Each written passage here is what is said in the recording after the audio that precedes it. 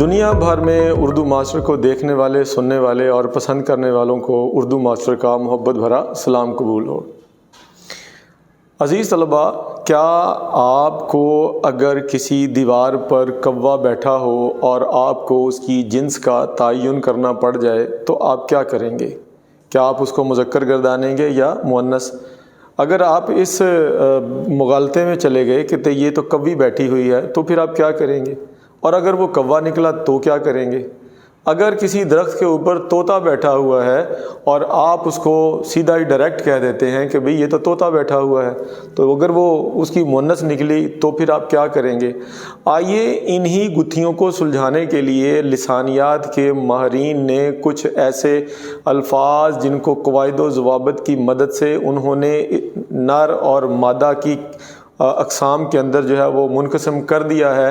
ہم آج کے لیکچر میں اس بات کے فرق کو بہت ہی اچھے طریقے سے سمجھ جائیں گے کہ کون سا نر ہے، کون سا مادہ ہے، کون سا اسم بے جان ہے اور اس کو مذکر بولا جاتا ہے، اور کون سا اسم جو ہے وہ بے جان ہوتے ہوئے بھی مصنف کے زمرے میں آتا ہے، کون سے نر ایسے ہیں کہ جن کو وہ بظاہر نر ہوتے ہیں لیکن ان کو مادہ کے ناموں سے جو ہے وہ پکارا جاتا ہے، اور کون سی مادائیں ایسی ہوتی ہیں کہ جن کو دیکھنے کے بعد بھی آپ ان کو نر کہنے پر مجبور ہوتے ہیں۔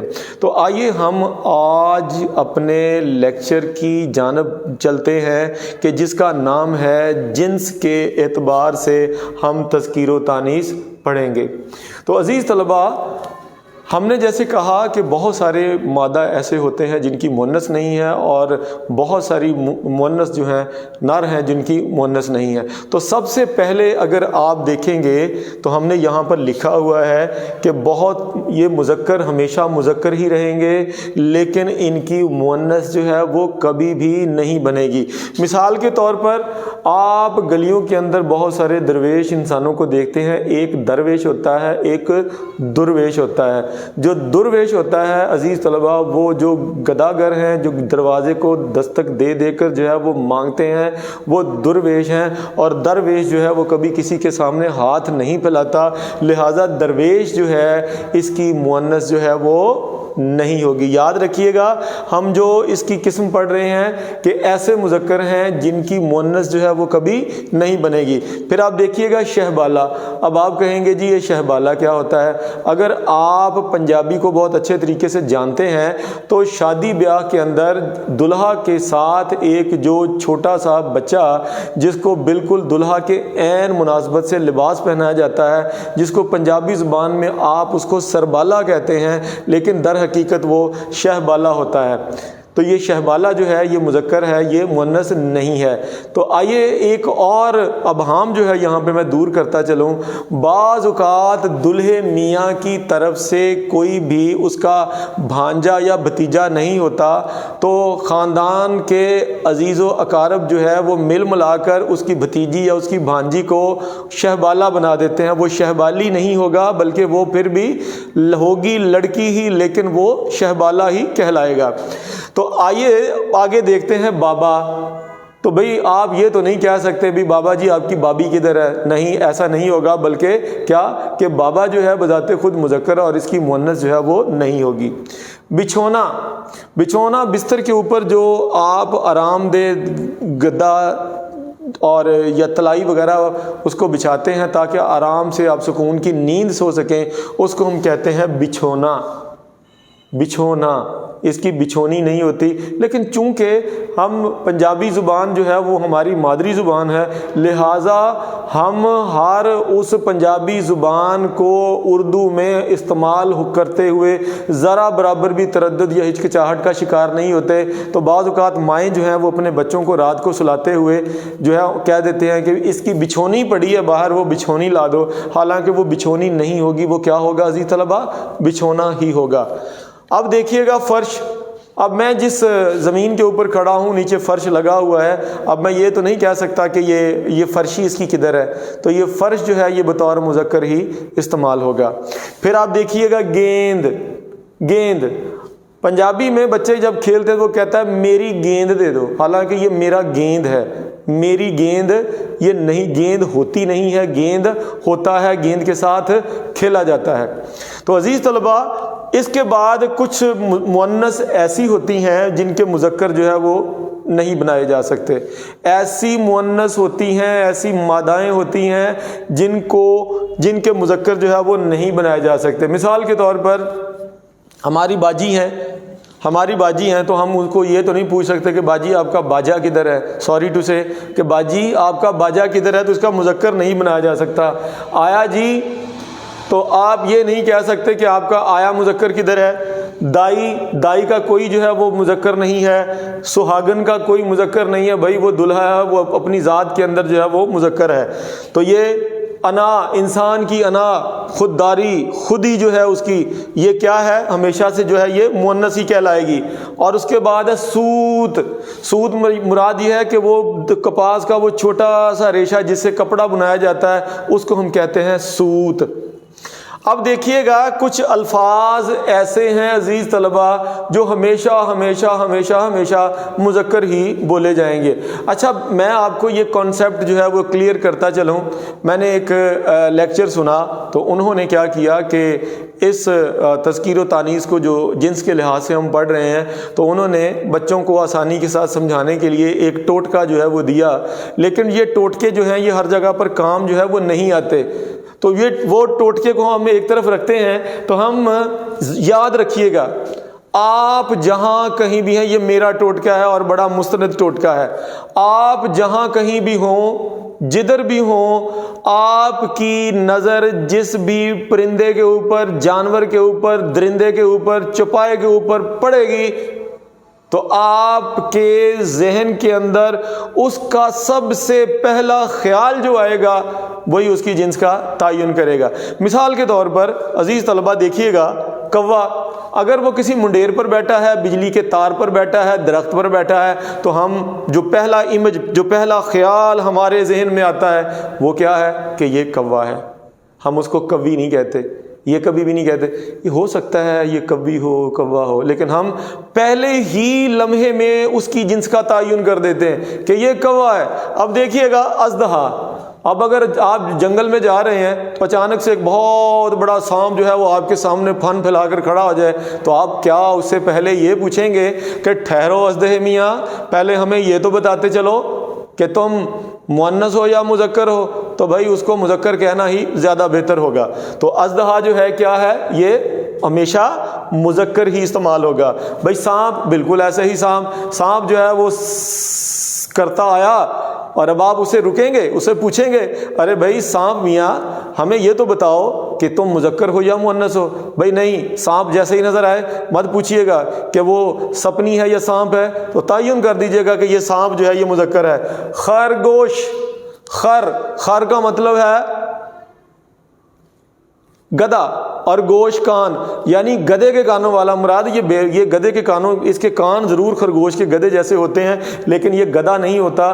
لیکن آپ جب بھی اس کو پہلی نظر میں دیکھیں گے پھدکتے ہوئے، ناچتے ہوئے، دوڑتے ہوئے، تو آپ یہ کہیں گے یہ مذکر ہی ہے، مؤنث نہیں ہے۔ بعض آسمان کے اوپر ایگل جو ہے جب فلائی کرتا ہے، اڑتا ہے، تو آپ کبھی بھی اس سے یہ نہیں پوچھتے کہ ذرا 2 منٹ کے لیے بعد بھیا ذرا نیچے آنا اور ہمیں بتا کے جانا کہ آپ مذکر ہو یا مؤنث ہو۔ اس کے بعد چیتا جو ایک بہت ہی ایکٹیو اور بہت ہی تیز ترین دوڑنے والا جو ہے یہ جانور ہے، تو یہ پلک جھپکنے کے اندر یہ چیر پھاڑ کر وہ جاتا ہے۔ تو کبھی بھی یہ غلطی مت کیجیے گا کہ چیتا جو ہے یہ مؤنث ہے، ہوتی ہے مؤنث اس کی، لیکن جب آپ دیکھیں گے تو دیکھتے ہی آپ یہ فیصلہ کریں گے کہ یہ مذکر ہی ہوتا ہے۔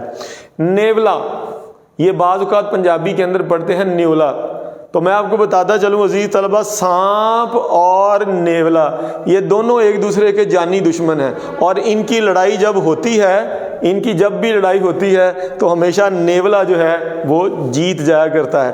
تو نیولا ایک چھوٹا سا جو ہے یہ جانور ہے، چھوٹا سا بالکل، اور جسم کے اوپر اس کے اوپر ایسے جیسے نوک دار کانٹے ہوتے ہیں۔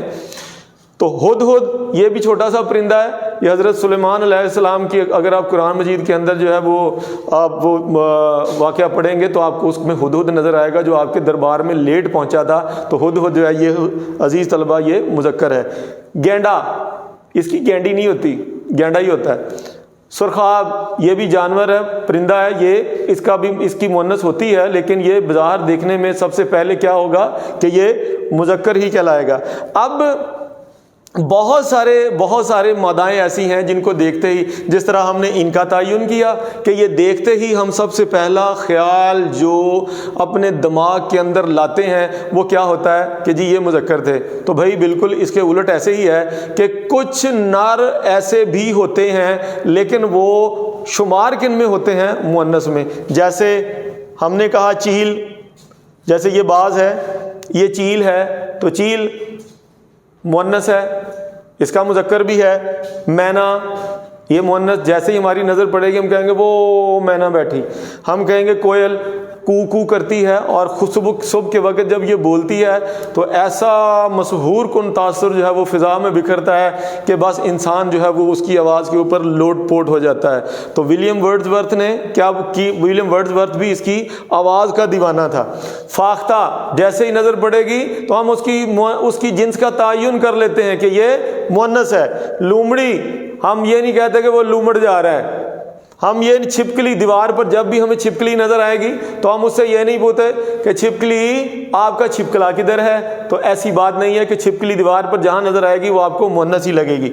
گلہری، بعض اوقات ہم اس کو پڑھتے ہیں گلہری، پنجابی میں گلہری کہتے ہیں، لیکن یہ لفظ کیا ہے؟ گلہری ہے یہ، اور گلہری کو دیکھیں گے تو یہ مؤنث ہی ہوگی۔ مرغابی مؤنث۔ تتلی فضا میں اڑتی ہے، پھولوں کا رس چوستی ہے، پہلا ہی امیج ہمارے ذہن میں آتا ہے وہ تتلے کا نہیں آتا، کس کا آتا ہے؟ تتلی کا آتا ہے۔ پھر دیکھیے گا چکور، چاند اور چکور کی جوڑی جو ہے یہ بڑی مشہور ہے۔ دیمک جو دروازوں کو لگتی ہے، دیمک لگتی ہے، دیمک لگتا نہیں ہے، دیمک لگتی ہے، تو یہ دیمک جیسے ہی آپ اس کا خیال آئے گا تو آپ اس کو کیا کہیں گے کہ یہ مؤنث ہے۔ پھر دنوں کے نام، عزیز طلباء، دنوں کے نام جو ہیں وہ ہمیشہ جو ہے یہ مذکر بولے جائیں گے۔ کیسے؟ ہفتہ، اتوار، پیر، منگل، بدھ اور جمعرات۔ جمعرات ایسا دن ہے جو مؤنث بولا جائے گا۔ عزیز طلباء، دنوں کے نام جو ہیں یہ مذکر ہیں، سوائے جمعرات کے، جمعرات مؤنث ہوگی۔ اس کے بعد آپ سال کو لے لیں، سال مذکر، گھنٹہ لے لیں، گھنٹہ مذکر، منٹ لے لیں، منٹ مذکر، لیکن اس کے ساتھ جو اوقات ہیں، جو وقت کی چھوٹی چھوٹی سوئیاں ہیں، گھڑیاں ہیں، وہ جو اس کے پل ہیں، یہ کیا ہے؟ یہ سارے کے سارے جو ہیں یہ مؤنث ہیں۔